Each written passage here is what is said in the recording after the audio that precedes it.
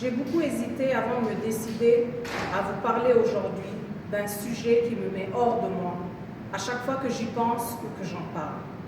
Mais finalement, j'ai pris mon courage à deux mains, car c'est un sujet qui me tient à cœur et qui nous concerne tous. Mais c'est un sujet qui nous fâche aussi. Oui, j'ai bien dit qu'il nous fâche. Un sujet révoltant, indignant, choquant, scandalisant, écœurant. Je pourrais continuer sur ces qualificatifs, parce que voyez-vous, aujourd'hui j'ai les mains liées par des menottes que j'essaye d'arracher, mais en vain. Aujourd'hui j'étouffe, je suffoque, parce que j'ai l'impression qu'on me prive de cet air qui m'aide à respirer. Aujourd'hui, plus qu'hier, j'ai mal au cœur, j'ai une boule au ventre, j'ai la nausée, j'ai envie de vomir parce que j'ai une indigestion à cause de tous ces mets d'une très mauvaise qualité. Aujourd'hui, je suis remplie d'émotions. J'ai les yeux pleins de larmes qui ont du mal à couler parce que je suis aussi remplie de colère et de révolte. Aujourd'hui, je vais vous parler de l'histoire de toute une vie et je vais commencer à vous la raconter. Il était une fois une très belle femme à qui j'ai rendu visite pendant plusieurs années sans vraiment la connaître parce que j'étais très jeune à l'époque et je ne réalisais pas tout ce qu'elle pouvait m'offrir. Donc j'ai subi et accepté ce qui venait à moi et ce qu'elle me proposait à chacune de mes visites. Et puis, j'ai commencé à prendre de l'âge et je me suis intéressée à elle de plus en plus. J'ai commencé à découvrir tous les secrets qu'elle cachait et j'ai décidé de me rapprocher d'elle pour mieux la comprendre et la connaître. J'ai découvert que cette femme avait beaucoup souffert et avait enduré des épreuves qu'il faut vivre pour comprendre. Elle a été témoin d'énormément d'injustices, de violences, de barbarie, de haine, d'épreuves qui vous marquent à vie. À cette époque, je ne pouvais pas mesurer l'ampleur des dégâts commis sur cette femme, mais aussi sur toutes les personnes qui l'avaient côtoyée. Mais malgré tout ce qu'elle avait traversé, je me suis rendu compte que cette femme débordait de bonté, de générosité et d'amour, non seulement pour sa très grande famille, mais aussi pour toutes les personnes qui avaient décidé un jour de passer un petit moment avec elle.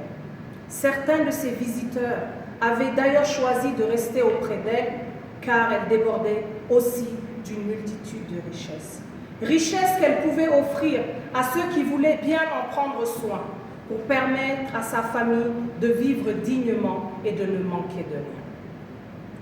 Ces qualités remarquables que chacun garde jalousement au fond de son cœur et qu'on ressort lorsque le besoin se fait sentir, avaient pourtant beaucoup de difficultés à sortir au grand jour. Ce mal atroce était trop présent dans sa vie et la rongeait, la vieillissait, la poussait chaque jour un peu plus vers une tombe prématurée et très profonde qui avait été creusée. Elle n'arrivait pas à mettre un nom sur cette maladie qui la détruisait, elle et sa famille, malgré toutes les qualités qu'elle avait au fond d'elle et tous les efforts qu'on fournissait pour l'aider. Elle n'arrivait pas à les faire sortir du fond de ce cœur meurtri par tant de souffrance et de peine.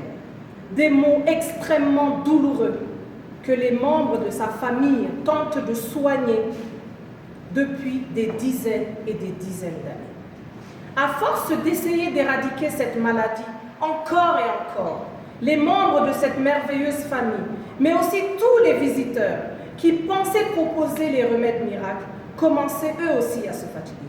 À chaque fois qu'on pensait que c'était enfin le bon traitement, le mal lui revenait en plein visage, tel un boomerang qu'on avait lancé au loin et qu'on avait oublié avec le temps. Et à chaque fois, cette douleur était encore plus atroce que la précédente. Cette grande famille et tous les amis ne se décourageaient pas pour autant. Ils puisaient une bonne dose de courage, de force et d'espoir dans un puits magique qui avait été creusé et qui avait été très bien entretenu. Cet espoir qui fait vivre et qui fait redoubler d'efforts pour continuer ce rude combat et vaincre enfin ce malaise, cette morbidité. Qu'a donc fait cette femme pour endurer autant de souffrances? Quelles bêtises ont commis ses enfants pour mériter une telle punition? Pourquoi aucun remède n'arrive à soulager cette douleur? Serait-ce une maladie incurable? Aujourd'hui, cette femme est très fatiguée. Elle a pris beaucoup de rides alors qu'elle est encore très jeune. Elle a du mal à marcher, à parler, à respirer. Ce fardeau qu'elle porte sur ses épaules frêles depuis toujours est sur le point de céder et de l'écraser vivante, elle et toute sa famille. Ils se rapprochent tous de cette tombe qui est prête à les engloutir. Cette tombe n'attend que ça, l'engloutir avec le reste des personnes qui ont eu la chance d'avoir assez de force pour rester à côté de cette belle dame souffrante. Assez de force pour continuer à rechercher le remède qui pourra enfin guérir ce mal ancré dans ses entrailles et qui ralentit ce pèlerin qui cherche encore sa destination. Assez de force pour continuer à espérer une vie meilleure pour cette hôtesse et tous ses invités.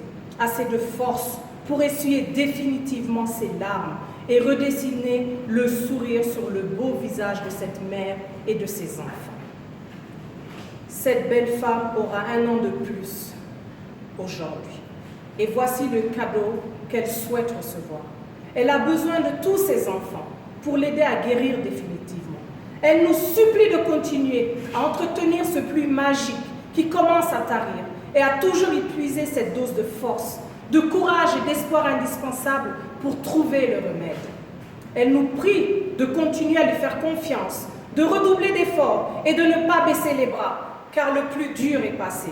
Cette dame nous demande de continuer la recherche tous ensemble, car le vaccin qui la guérira définitivement sera un mélange de plantes issues des 4 coins de son immense jardin. Joyeux anniversaire, notre belle Guinée.